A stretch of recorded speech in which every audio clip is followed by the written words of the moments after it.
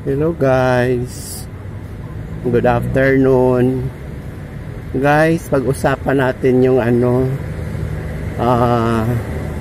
yung administration ngayon ng Marcos administration ni Marcos.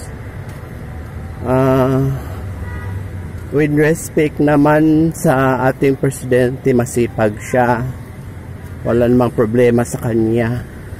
Ang problema lang guys sa ating government ngayon ay yung sa sobrang mahal ng bilihin. So parang mas lalo naghihirap yung mga tao. Yan. At ang comment ko naman sa ating pamahalaan, kuripot sila magbigay ng ayuda.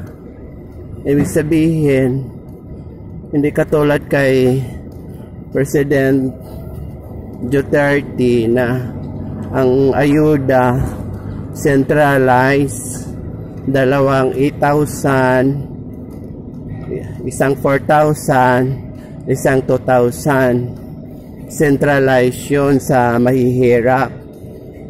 Hindi lang sa mahirap, yung tamang-tama lang sa kalagayan sa buhay na pamilya. Yun sana ganyan. Ngayon parang kuripot magbigay ng ayuda. Ayun, yun ang comment ko. Bakit hindi niya gawin yung centralized na pamimigay ng ayuda sa mga barangay-barangay? Lahat yan makatanggap pag ganyan ang style. Yung kagaya ng DSWD, ang bigayan doon sa barangay hall, doon talaga sila pupunta. Yun ang magandang yung magbigay ng ayuda. Makakatanggap lahat ng mga tao na yung walang-wala. Yun. Alam mo naman ngayon, sobrang hirap. Mas mahirap pa sa mas mahirap ngayon yung kalagayan ng ating bayan sa pamamahala ni President Marcos, kasi nagmahal yung mga bilihin. Yan. Kaya mas lalong naghihirap yung mga tao. At saka dapat hindi kuripot magbigay ng ayuda.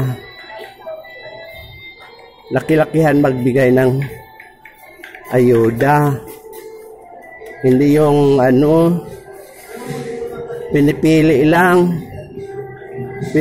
talaga yung yung tama-tama lang sa buhay. Yung mayaman hindi na dapat tatanggap.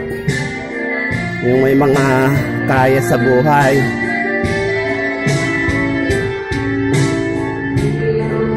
Yun lang ang sasabihin ko sa inyo guys, na dapat centralize yung pamimigay ng ayuda. Maraming salamat sa inyo ha. Bye bye.